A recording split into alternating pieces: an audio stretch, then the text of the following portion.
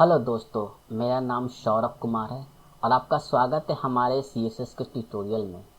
ये मेरा CSS का फर्स्ट ट्यूटोरियल है और आप इस वीडियो में सीखेंगे CSS इम्प्लीमेंटेशन।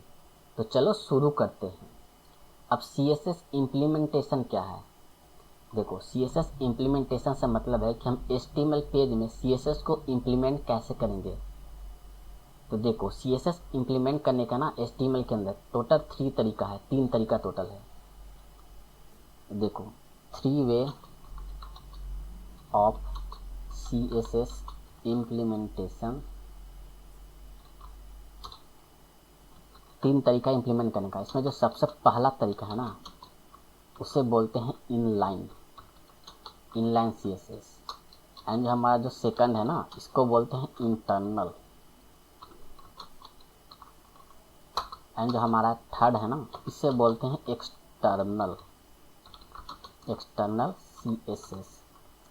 ये हमारा टोटल 3 तरीका है CSS को इम्प्लीमेंट करने का HTML पेज के अंदर। मैं 1 बाय 1 सारे तरीका आपको बताऊंगा। तो सबसे पहले मैं इनलाइन CSS बता रहा हूँ आपको। इसके लिए मैं एक H1 टैग ले लेता हूँ। इस पर मैं लिखता हूँ वेलकम। फिर मैं इसको ब्राउज़र पर रन करता हूँ। अब देख पा रहे हो, ब्राउज़र पर रन हो रहा है, यहाँ पे लिखा हुआ है वेलकम। अब मुझे ना इसका कलर चेंज करना है, ठीक है। तो मैं क्या बताऊँ, सबसे पहला आपका इनलाइन होता है।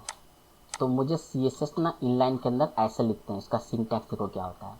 जहाँ पे हमारा एलिमेंट होता है, जो भी एलिमेंट या टैग है, इसके अंदर हम लिखते हैं स्टाइल, ठीक है। स्टाइल के बाद हम लिखते हैं डबल, ठीक है, डबल इक्वल टू। उसके बाद हम लिखते हैं डबल कोट्स या सिंगल कोट्स। इसके अंदर हम लिखते हैं कलर, जो भी लिखना होगा, जो CSS का जो प्रॉपर्टी है ना वो लिखते हैं। जैसे मुझे कलर चेंज करना है तो हम लिखते हैं कलर। कलर के बाद कोलोन लिखते हैं, और जो भी कलर हमें रखना है, जैसे मुझे रेड रखना है तो मैं यहाँ पर रेड लिख रहा हूँ, एंड सेमी क्लोन। देख पा रहे हो मैंने क्या किया, जो भी एलिमेंट है उसके अंदर मैंने स्टाइल टैग लगाया, STYLE स्टाइल का कुछ मैंने एट्रीब्यूट लगाया। उसके बाद मैंने डबल इक्वल टू, उसके बाद डबल कोट्स से सिंगल कोट्स लिख सकते हो। इसके अंदर आप प्रॉपर्टी लिखोगे, जो भी CSS का प्रॉपर्टी होगा। मैंने कलर लिखा एंड रेड लिखा, ठीक है। अब देखो, मैं इस पर ब्राउज़र पे रिफ्रेश करता हूँ। देख पा रहे इसका कलर रेड हो चुका है। ये जो तरीका है ना, इसी तरीका को ना हम बोलते हैं इनलाइन। ये हमारा तरीका है, इस तरीका को बोलते हैं इनलाइन CSS। देख पा रहे हो, इस तरीका से हमें कोई दूसरा टैग है, जैसे मैं P टैग है, यहाँ पे मैं लिखता हूँ कुछ भी, जैसे दिस इज पैराग्राफ टैग, ठीक है। मैं इसको रिफ्रेश करता हूँ, देख पा रहे लिखा हुआ आ रहा है।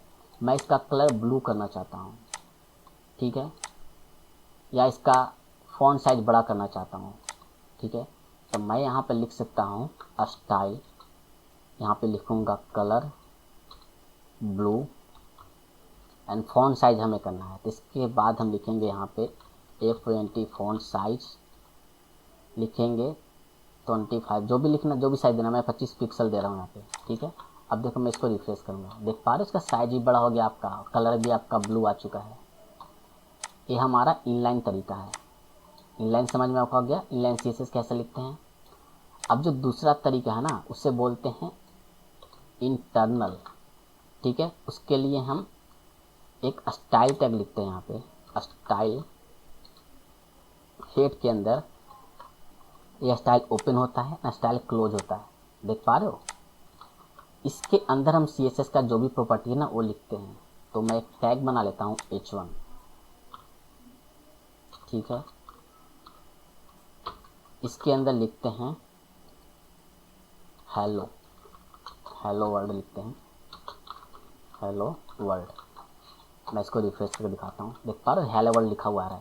अब मुझे ना इसका कलर ना ब्लू चाहिए, देखो। तो मैं क्या करूँगा, सिंपल से यहाँ पे ना H1 लिखूँगा। अब मैं इसका कलर ना, देखो COLY कलर लिखूँगा। अब कलर मैं इसका कर दूँगा ब्लू। मैं इसको अब रिफ्रेश करूँगा, देख पा रहे हो इसका ना कलर ब्लू हो चुका है। ठीक है। अब देख रहे हो कि मैंने सिर्फ यहाँ पे ना H1 लिखा और कुछ इस तरह से लिखा, curly braces open curly braces close, इसके अंदर मैंने कुछ प्रॉपर्टी लिखा CSS का। तो ये जो तरीका आपका है ना, इसे हम सिलेक्टर कहते हैं। जो मैंने H1 लिखा ना, इसे सिलेक्टर कहते हैं। मैं आने वाले वीडियो में बताऊंगा सिलेक्टर क्या होता है और कितने तरीका का सिलेक्टर होता है। फिलहाल आप समझ लो कि ये जो तरीका है ना, इस तरीका से इसे सिलेक्टर के थ्रू हम सिलेक्ट करके लिखते हैं, ठीक है। और इस तरीका को हम इनर बोलते हैं, इंटरनल CSS बोलते हैं इस तरह का, ठीक है। अब हमारा जो नेक्स्ट आता है ना, उसे बोलते हैं एक्सटर्नल CSS क्या होता है। देखो, अब जो एक्सटर्नल CSS है ना, उसका CSS ना हम एक नया पेज बनाते हैं CSS का। देखो मैंने यहाँ पे एक नया पेज बना रहा हूँ, मैं लिखता हूँ उस पेज का नाम स्टाइल, एक्सटेंशन उसका होता है .css। अब style.css मैंने एक पेज बनाया, ठीक है। अब मैं इस पेज पे आता हूँ यहाँ पे। अब यहाँ पे ना इस पेज को हमें यहाँ पे लिंक करना है,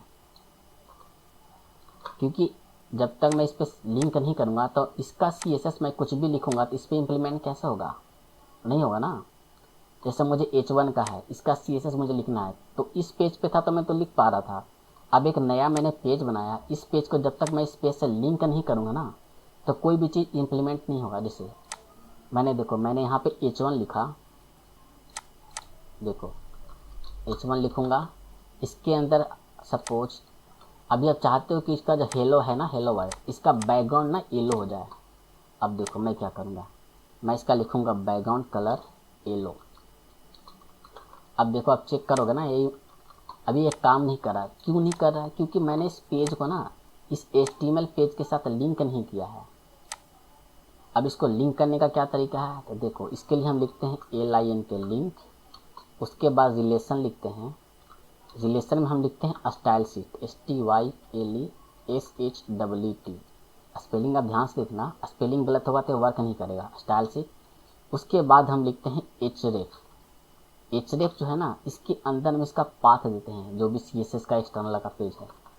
तो हमारा ये CSS है ना, सेम फोल्डर के अंदर है। आप देख पा रहे हो यहाँ पे, ये हमारा style.css है, हमारा page1 है, HTML है, दोनों हमारा सेम डायरेक्टरी के अंदर है। तो हम सिंपल इसका ना style.css यहाँ पे लिख सकते हैं, क्योंकि किसी फोल्डर के अंदर है नहीं, सेम डायरेक्टरी के अंदर है, ठीक है।